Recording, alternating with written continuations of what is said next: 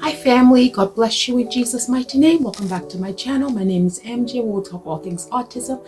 Happy Wednesday to you. I hope the month of March has started out fantastic for you. Hope you and the family are doing great and that you had a great weekend and you got a lot of rest. So today we'll continue with our series of effective teaching strategies that I learned from a training that I went to. And today we're talking on the sixth one, which is requesting. That one too is one of my really good ones because it kind of shows you sometimes the growth of a child, and we'll go kind of like a few of them and kind of discuss, just in bits. And I won't make this one long at all, just to kind of go through it real fast.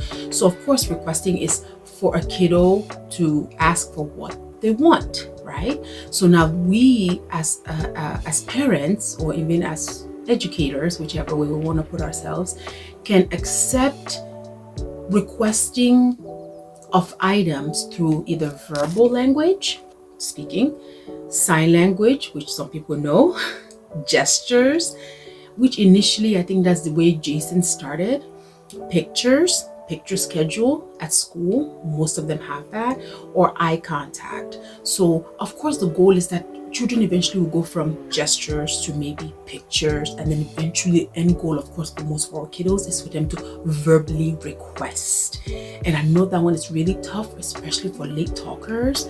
And of course, eventually, I think in Jayson's story I mentioned, initially it was really hard for him to speak as a late talker also. Eventually he got like a little tablet or an iPad to push buttons to request based on the picture that it was shown. And then eventually verbal language came on. So it's just that little steps to take towards eventually requesting for what I want using my words. But when it comes to mental health providers or whoever that's seeing your child, they will take whatever they can just so that the child is at least making an effort to ask for something, not just whether to on a tantrum or whatever, to kind of get what it is that they're requesting for. So now the main thing that she taught us was interaction that benefits the learner through natural reinforcing. Of course, if a child goes from that gesture to verbal language, that is huge in our world. So of course, at that moment, reinforcers come in to kind of motivate them to continue to use their words. The second thing that she also pointed out to us that was key is that we must honor processing time. Mindfully, we need to, I guess, think in our minds that if, like, I'm talking to you, like I'm doing this video, and your time to process and take in what I'm saying might be faster for some people, slower for some people. Some people might have to go back and review the video again. Same thing with our kids. I might say, Jayson, give me the ball. I need to go through some steps. I need to let him think of what I said. So she told us there are 3 ways during honoring this processing time. You need to observe it. And at times, this one might be tough. She said that, we might be seeing the child brain ticking, like, okay, what did that person tell me I should do? What does this mean? What does that word mean? How am I doing? And then 2, calculate it after we have observed what they're trying to process, what you've asked them to do. Calculate how many minutes, seconds it takes a child. Most of the time, if it's a good child that kind of understands, like their receptive skills or their ability to be able to receive, process, maybe fast, good for them. For those that are a little bit slower, give them the time. She said we must honor processing time. And the last one, apply it.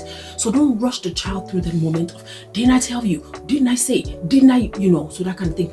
Let them process it. And then she also told us, this was way earlier, that it's one of those things that 3 is the goal of when you request something. Jayson, give me the ball. Let them process, apply, go through it all. Jayson, give me the ball.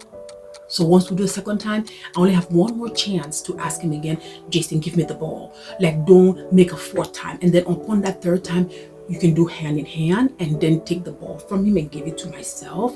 But that's the key. Let them process, let them go through it, let them think. So once again, it's observe, calculate, and apply. Those are the main things when it comes to this stages of requesting. I hope this was helpful to you guys. I know this part of it, I really needed to really understood, because I didn't really think I knew too much about processing time, but she said it's very key and we must honor that. So hopefully, family, this was beneficial to you. We are almost done. We have 2 more. We have 2 more effective teaching strategies to go through, and then we'll be done with the little nuggets that I learned during that training. And once again, I hope everything is going well for you. And I hope it continues to go well as you finish the rest of your week. Okay, family, remain blessed, remain encouraged, remain in the presence of God. And until I see you on Friday's video, remember Jesus Christ is the same yesterday, today, and forevermore. Amen. God bless you, family. Have a fantastic rest of your week.